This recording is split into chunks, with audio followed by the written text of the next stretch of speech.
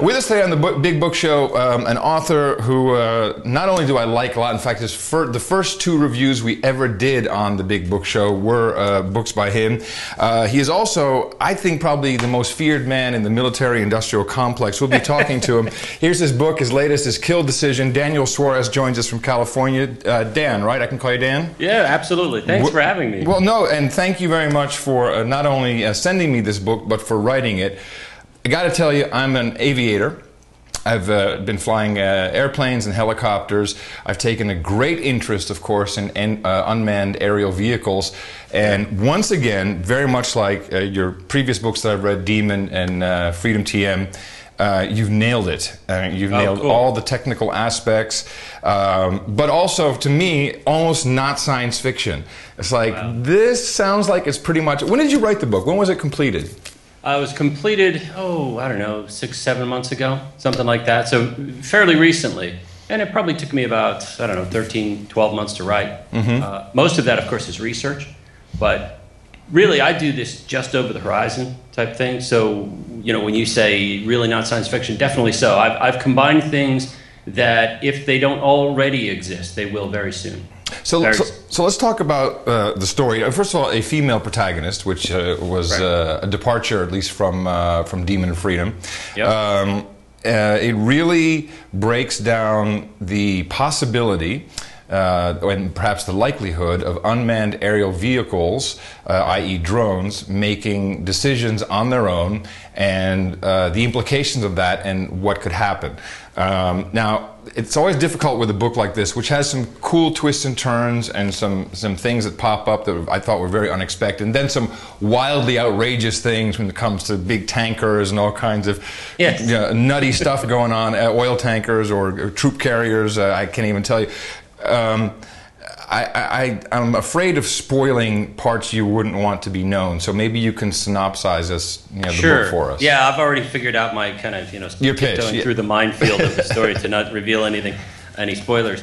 But it is essentially about a situation where the United States has itself come under attack, targeted attack by autonomous drones, origin unknown, and it really examines a situation where drones have proliferated to the extent they are all over the world, and it becomes very difficult to determine who is attacking you. And so a very superior military power, suddenly you get into this power imbalance where there's this non-stop sort of low-intensity warfare going on. And I do think this is headed towards us. Because again, if you can't figure out who's attacking you, it doesn't matter how powerful you are. And that's really the situation the story examines. And it's one that I think is coming very soon because, you look at, because of the global economy, high-tech manufacturing occurs all over the world now. And those designs, because of cyber espionage and cyber war, a lot of CAD designs and other top-secret designs are also disappearing off Western networks to the far corners of the world. So the combination of those things, that very cheap, sort of ubiquitous processing power and manufacturing of high tech all around the world, combined with designs that support that type of thing, is going to really create a very fractured high tech military ecosystem. And that's what the story examines, is that high concept of the United States is under attack by drones and we don't know who's sending them.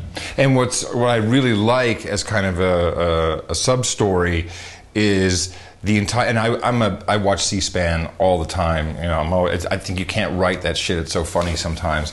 But we've had a lot of Department of Homeland Security, Department of Defense, a lot of budget conversations in the past 6 months, and in the book itself, a lot of this is about the funding and what is going to instigate funding for more drones and indeed these autonomous drones. Yeah.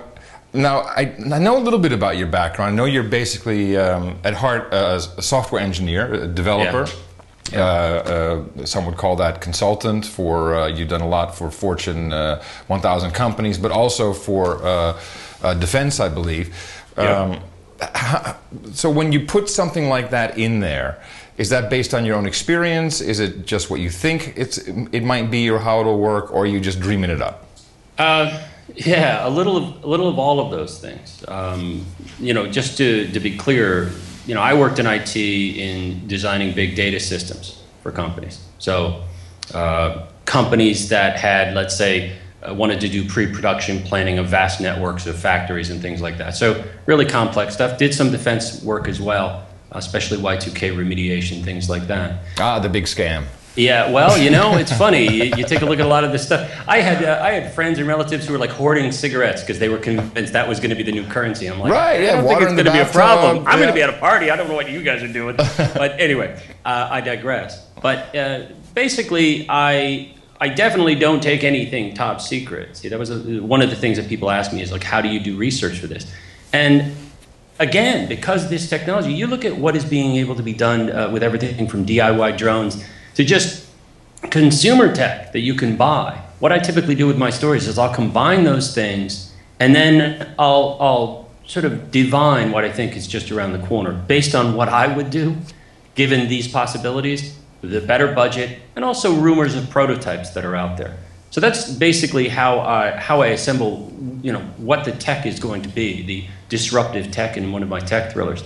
And as far as government and private industry and the intersection of international corporate malfeasance and otherwise, those things, I think there's a great record for that already. So as a tech writer, you stir those all into a pot and you can pretty much come up with a really, right. First of all, thrilling, lots of action and other things like that. So that's generally how I construct these stories.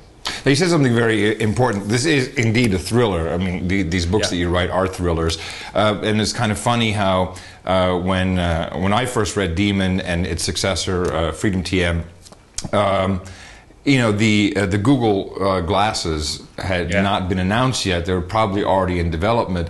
But that was also only a couple of years separation, and now here it is. And, when I was reading Kill Decision, the technical aspects were so good. I mean, even in the first, maybe page 30, there's mention of Gorgon Stare, which I don't think anyone knows about. I mean, but that's why I put it there. It's important to me that people know that these things are really accelerating and that they are occurring. Really, it's not even like they're secret. It's just that they don't get really very much media attention. It's one of the driving reasons I write these. These are fast-moving, sort of nuanced, complex things that are happening that are changing society with this technology evolving. And I want people to understand it. So I try to write these thrillers, and I write them as thrillers so that you're really entertained and intrigued as you go along, but you're also learning basically what all this tech is and how it might change society. That's really one of my goals. So top priorities make it entertaining and exciting, but then of course what interests me is the payload that comes along with it. So do you worry about this stuff? Do you worry about the possible future of autonomous drones to such an extent that you say, okay, I have to write this book, it's important that people understand this, I'm packaging it in a thriller, in soft science fiction, but I really need to get this is why my introduction said, perhaps the most feared man in the military-industrial complex. It could also be that you're a promoter of it. You could easily be a shill for them. I don't know. I doubt it, but you're really sending a message, and to me, it arrived loud and clear. Well, I'm glad of that, and I will say this: most feared man in the military-industrial complex. I tend to think not. My encounter with military people has been that there's a split. There's a lot of people in the military who have similar concerns to society at large, and they sort of get it. If I have a theme, it's this, that I'm against unaccountable concentrations of power, and I don't care whether it's corporate, military, religious, the Girl Scouts, I don't care who it is. And this is one of those brewing unaccountable concentrations of power that I see. Now, the idea of autonomous weapons, it used to be that if you wanted to have a war, you had to get buy-in from other human beings to do it. You could still have secret wars, but it took a hell of a lot of work. And in the case of Iran-Contra and stuff, things get out because people either get caught or they talk. But if you get into a situation where you don't need people to conduct war, and this could have a corrosive effect on the foundation of democracy, is really how I look at it. The idea of being able to automate war, and again, insect intelligence drones really are a done deal. They're working on rat intelligence drones now. The idea of swarming, all of these things, they're solid. By the way, speaking of intelligence, here comes my cat. Hey. Wait, a swarm of cats. Oh no. That's right, a swarm of cats, my God. Run for your lives. Hey, Lucy, what's up? Wait, I hadn't wake up now. So anyway, hey, what are you doing? I'm talking. Okay. So if she's on camera, I know better than to try to stop her. It wouldn't be the first time a cat has appeared on the show. Trust me, this happens all the time. 40% of the video online is cats. It's cats, exactly. That's why the internet was built. The cat is sitting there thinking, "Hey, that's my gig. What are you doing? Get out of the way, human." That's right. But in the book that you just mentioned, that there is, and I'm trying to think, was it a callback to Roman times? But there is a whole passage about how once you can remove the humans from the equation, then you've really got a great war machine. What was that piece again? I can't remember off the top of my head. It was basically the idea of harkening back to the Middle Ages. That with the knights and a sword. Yeah. Would you mind telling us that, because that was a beautiful piece? Absolutely. And it's interesting you bring that up, because that was really a pivotal aspect of the book for me. So good for you for picking that up. I have to admit I read it. One of those horrible things I do here. Hey, I would do the same. But it helps to illuminate your reading of the book. Right. No, but basically it is this, that if we take a look at the structure, the distribution of political power in a society, and boy, I'm going to sound really wonky. No, I love this. You're right on my vibe, man, totally. It is this, that if we go back to the Middle Ages and look at the social structure and how power was very much concentrated at the top, there was no middle class, and you had all this vast underclass of people who were just subsisting. And then you take a look at how conflict was resolved in that society. What you see is that the mounted armored knight was almost invulnerable to pretty much any number of peasants who had a different and much, almost no meat in their diet. They had a different musculature, but they also, knights had armor. And this armor was so expensive that it would cost the equivalent of what a house does now. You had war horses, you had constant training. So it cost a great deal of money to keep a mounted knight available to fight for you. And so you had this structure where very few knights could exist, but where they were, they basically had absolute power. And that went straight up through the medieval social hierarchy, the way you have barons and dukes and then kings. And so it's a very, very narrow pyramid at the top. And this changes when gunpowder comes into effect. When you no longer have to have somebody trained for 6, 7, 8 years and have a privileged background, an upbringing as a page and all that stuff in order to resolve conflicts. You just need to give a guy a gun, maybe a few hours, a day or two of training, and suddenly anybody who has this tube could kill a mounted knight in armor.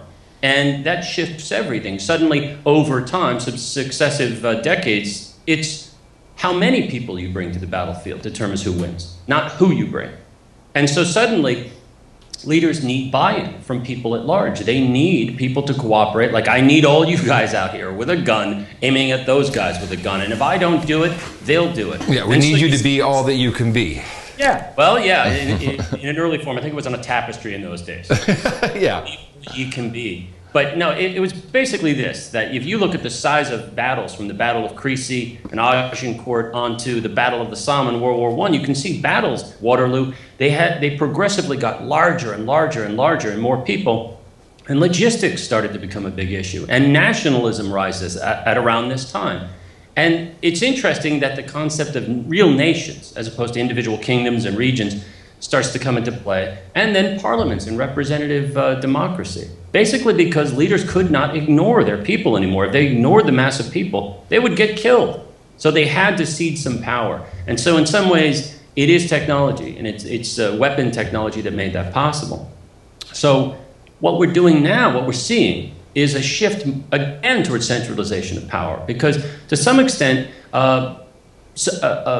I don't want to say a special forces warrior, because it's not just them, but the idea of an elite warrior who has access to a data network, to air support, to all of these things, and autonomous drones, can pretty much defeat any number of people opposing them in a regular manner. So again, we've gone back to almost this mounted knight, where if you have access to all of those resources, numbers don't matter.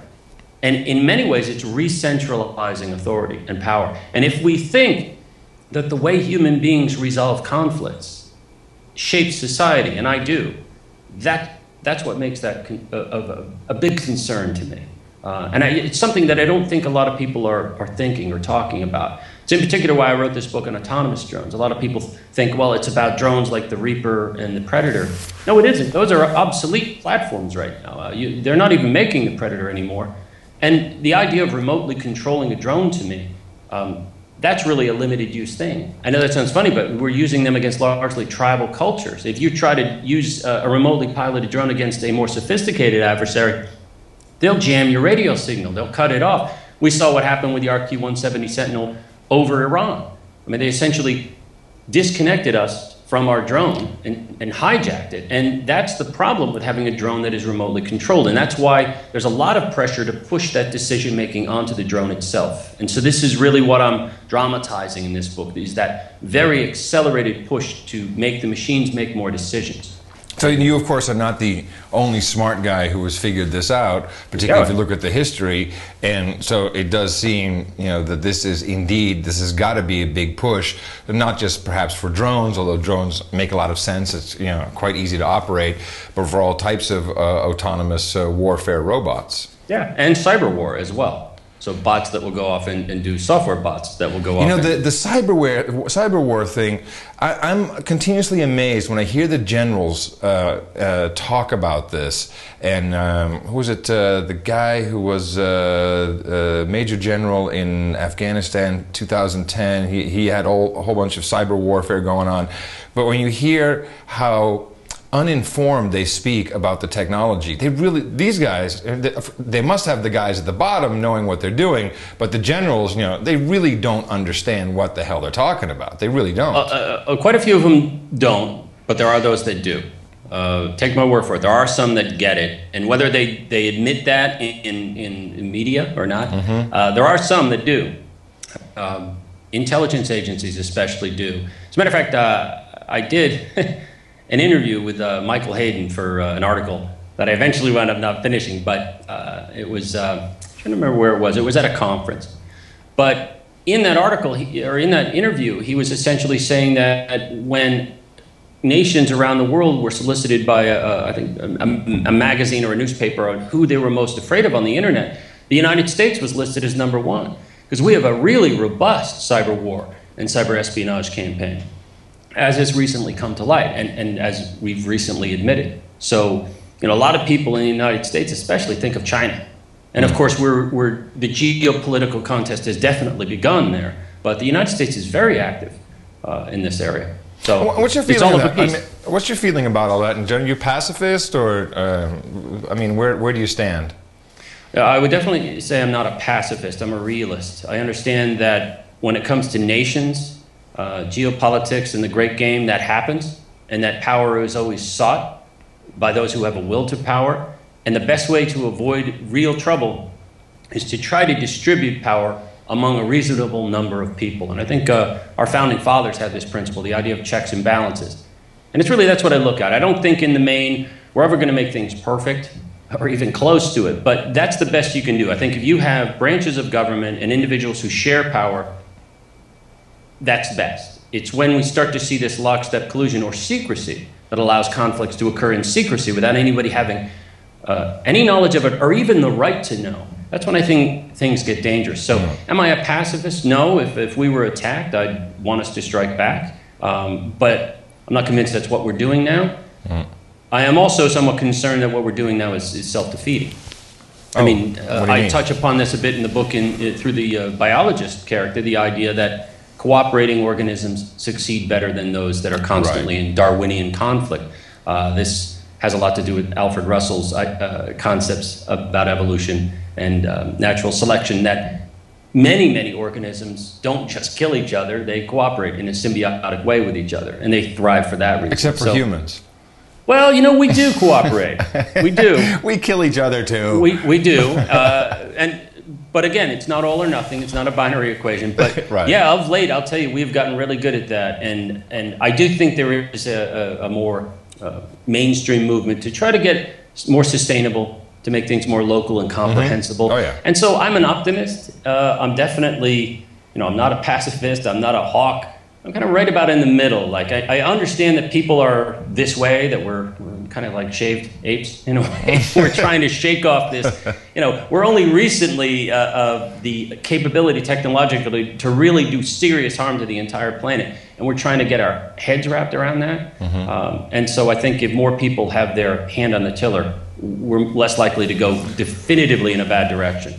We'll kind of ambulate around for a while, but hopefully we'll work it out. So the real futures view in the book, which you can at this point probably call science fiction, but yeah, for how long? Yeah, that's right. Is the fact that when you have autonomy coming into the picture, particularly with the drones, it's no longer which country is the biggest badass, but which company is the biggest badass. Because which individual?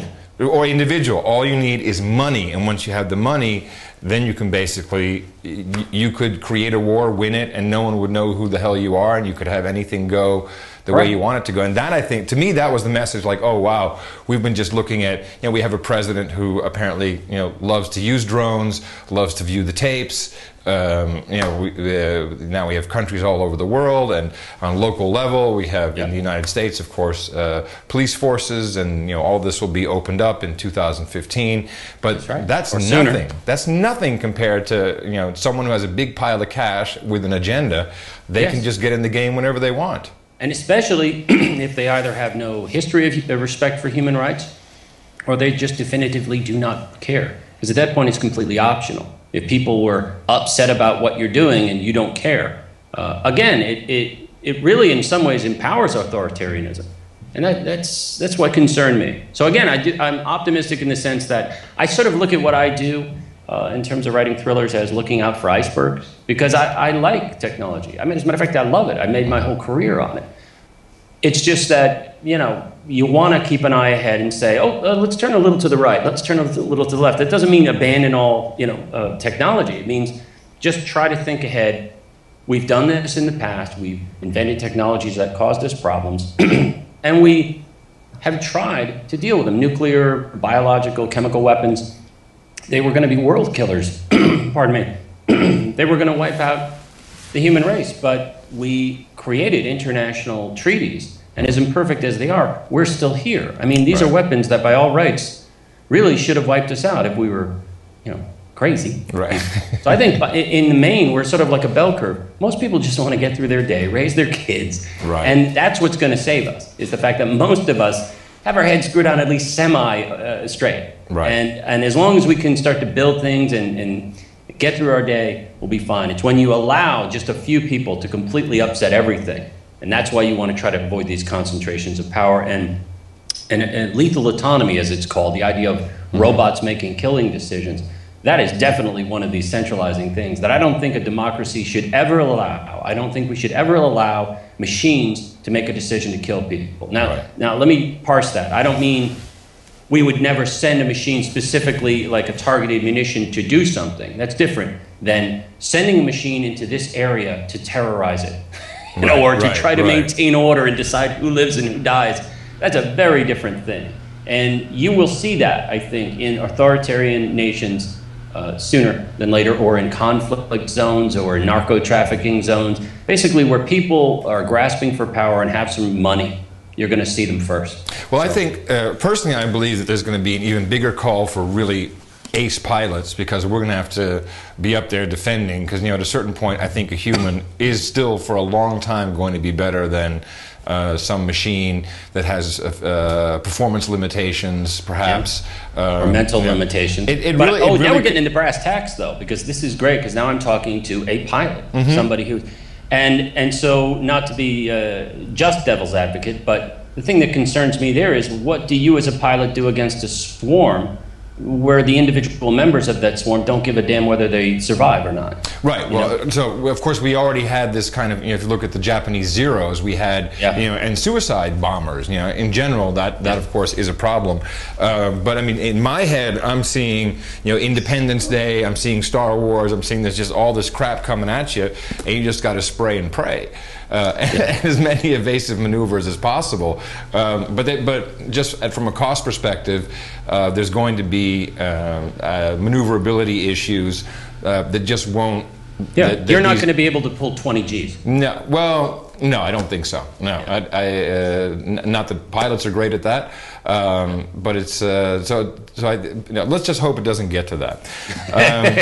Anyway, I'm available though. I would agree. Put me in the machine. I'm available. Worth a shot. I will say this though: the thing that I think we need to be doing is developing a legal framework to extend the rules and a moral framework. Yeah, and a moral, ethical framework. Yeah. You're absolutely right. And I always say that it's because what would inspire leaders, international leaders, to do this is they are liable to be the prime targets of these things. Yeah. By the way, we've got a drone with your name on it. Right. I want their activity. I want to get back to the book for a second because, besides the topic, etc., your characters are beautifully developed. Oh, thank you. Now, I think this is the first time you've had a female protagonist. Great job. I had Phillips in Demon.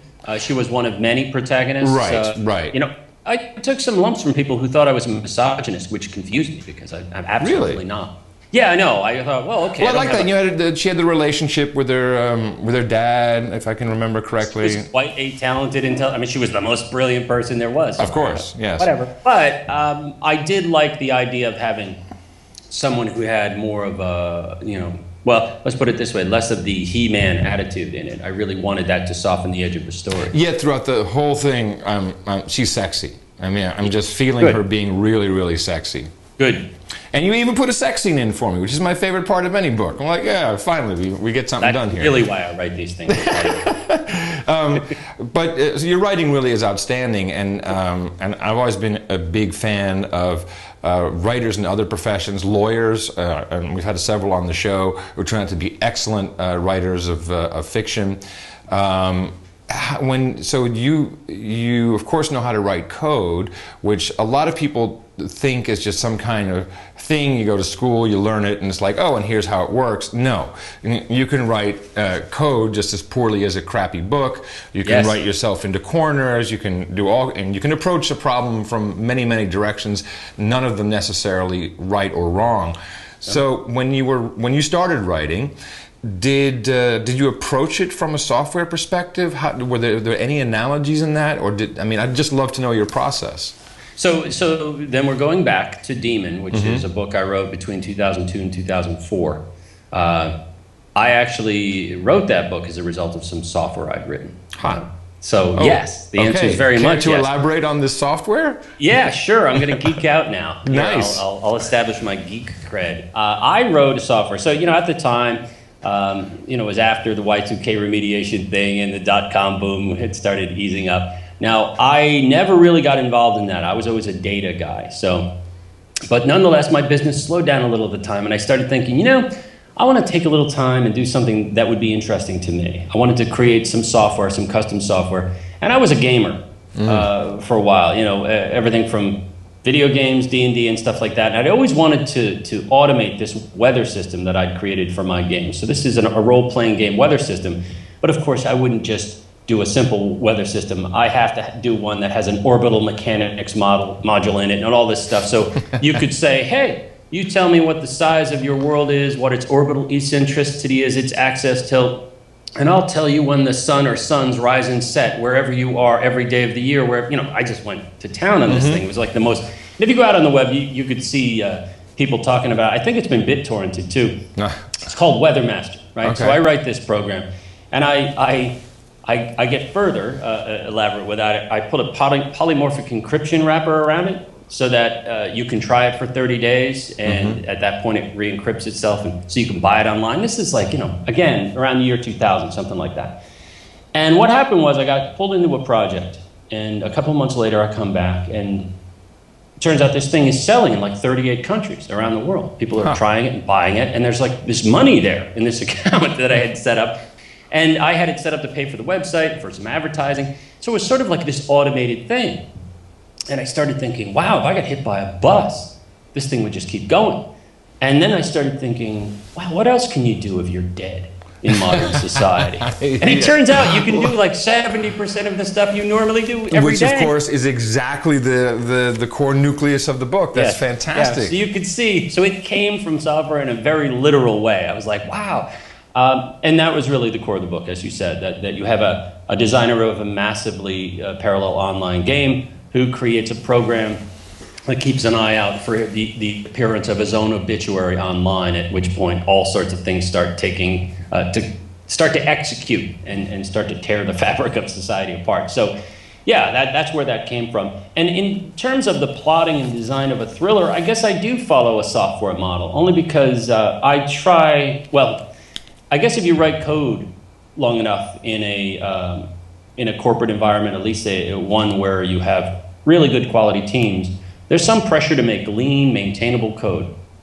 And to some extent, I like to think that carries over into my writing. I try not to have lots of extraneous details. I try to have what I need there and to propel the story forward. And what I'm told is that my stories do propel people forward, so I don't know, I feel I might have succeeded at that. We'll see, but I do follow some of the skills that I picked up in writing clean code, I think help in that regard. And certainly in terms of structure. Structure is very, very important to me in a story, in terms of pacing, different threads. So yeah, I guess my stories are multi-threaded. There you go, multi-threaded, yeah. So yeah, I would say yes. What's your IDE for writing your books? That's right. Emacs. I have this plugin. No, it's that would have been like, you would have blown me away if that were true. No, I don't. I'll tell you though, if you wrote a plugin for Emacs, it would sell like crazy. It would be so ridiculous because it's like this like front end to Notepad essentially, but it highlights your colors of your characters. Of course. There you go. Click for every anyway. Don't even get me started. Yeah, you see, I got you thinking, didn't I? I just wasted 6 months of my time. Thank you. But you're just a Word guy, or how'd you do it? I actually have an English literature degree. I don't have a computer science degree, so I got involved in computers in the early 90s. 90, 91, something like that. Back in the day when you could do things in a corporation because people didn't take data and the internet especially seriously at all. And so if you started connecting sites and moving data around in the unofficial way, but you got things done, you just got more authority and more access and more promotions. And I look at things now, I mean, sure, I later got certifications and all sorts of things, but I laugh now because I wonder, since people going for IT jobs, their resumes are scanned automatically looking for keywords and certifications. I mean, I have really great experience building huge systems, but I wonder if I would have been able to easily get my start today. Because again, on paper, when I was starting out, I was an English literature guy who had a real passion for tech, and I always used to mess around with Paradox databases and stuff like that, and coding. Right. And I don't know that it's as easy to just dabble around. And some of the most interesting people that I've met in tech in Silicon Valley, very successful people, don't have a straight computer science background. No, bass players. Yeah. Yeah, well, these musicians bass players have really mathematical minds. Yeah. And that type of mathematical mind really serves you in good stead in software design. So is this really your main vocation, writing? Is that what you're doing? You still consult some stuff on the side? Or, I mean, is there enough money in books today still? Can you still make a living off of it? I've been very fortunate. I had two book deals with Dutton that were very good. And, Demon, I think at this point has been translated into 18 languages. There's a film deal with Paramount, stuff like that. So I've been doing pretty well so far. Wait, put the brakes on. Film deal with Paramount. Back it up. What are we talking? Sure. Yeah. Actually, what's funny is, back up to Demon again. I couldn't get Demon published. Right. You were self-published, right? Initially, yeah. And of course, again, I made it a big technology project because I couldn't just self-publish it and hand it over to somebody. I'm like, no, I'm going to typeset it and I'm going to adjust the kerning. Yes, kerning, lovely. Yeah. I did the cover in Photoshop, all that stuff, and being a logistics software guy, I didn't want any middlemen between me. So of course I went right to the source, Lightning Source, which is a company that other publishing companies use. Anyway, long story short, I basically made it a technology project, and then got the book out there on Amazon. This is probably 2006, and then I started reaching out to people, tech bloggers and tech journalists who I'd read for many years, and I could demonstrate a knowledge of what they'd done. And I just said, I want to send you this book. You can throw it away or use it to level a coffee table, whatever you want to do. But I just wanted to say thanks. And Actually, by doing that light touch, I got probably 30% of the people writing back and say, hey, yeah, I read it, I really liked it, and they passed it on to others, and eventually got into Microsoft and Google and all these other companies and started to take off. So the funny part of that is, I got a film deal before I even got a publishing contract. Oh, really? Phone call from Walter Parks. Of course, Walter Parks co-wrote War Games. It's like a seminal film for me. One of the reasons I really was interested in tech. So it's funny when you get a phone call from somebody like that, because the first thing you say is bullshit. Yeah, click. Well, how did you get me? Yeah, exactly. And then finally, it was made aware to me that he was actually the guy. And we started negotiating a film deal. And it was at that point that I think I got into Wired magazine, and then, good Lord, everybody started coming out of the woodwork. I started selling thousands and thousands. I was already selling thousands of copies, but I started selling many more. And that's how I got the mainstream publishing contract with Dutton. So I got a 2-book deal there. I wrote Demon and Freedom TM, and now I've got a second 2-book deal. Kill Decision is the first one of that, and I've got one more book I'm writing on, working on now. So I'm interested in tech, though. I am. I'm interested in getting back involved. I have not consulted in a number of years, probably 3 or 4 years now, well, 4 years. And I'm interested in games too. Right. So can you tell us what the next book will be about? Do you know what it is? I have a rule that I don't discuss projects I'm working on. I don't know. It's almost superstition. No, that's cool. That's totally cool. It keeps this this energy. Like if you start talking about a book, you find I'm yeah. It. Yeah. You know. So. Too much anticipation. So, but on the Paramount deal, I mean, has this been any form of green lights flashing anywhere? I mean, it's been a while now. Is this moving forward? Is Angelina Jolie going to be in it? I don't know. And this is what I discovered now, having gone through this whole Hollywood experience, is that once it goes into Hollywood's large intestine, you just sort of have to wait. Big box, right, right. Right. And I'm told that there's really only a couple of authors like on Earth who have any significant input. One is probably Dan Brown and oh God, I can't believe Harry Potter. J.K. Rowling. Yeah. You know, I think I've listed all of them right there. That's right. To probably have significant input on what goes on in Hollywood, but. So no, I don't have any news. I don't know. Well, it would obviously be great for you, but personally, being a real lover of books, I don't, you know, I have everything in my mind's eye, and you do a great job with your writing in really painting a picture, which is really awesome. And I really appreciate all the time you've taken with us today. I know this is, for me, has been highly anticipated because I really like your writing, and I hope this just does dynamite for you. And you know, it's not just a great book, but it could save the world. So, you know, people, get some consideration here for Kill Decision. If you want your own copy, all you have to do is hit the Get It button, and that'll take you to Amazon. You can pick up a copy for yourself. Pick up a couple copies because you'll want to give it away and tell people, like, hold on a second, this is something you need to know about. And Daniel, thank you again for all your time. I really appreciate it. Oh, this was a lot of fun, Adam. Thank you.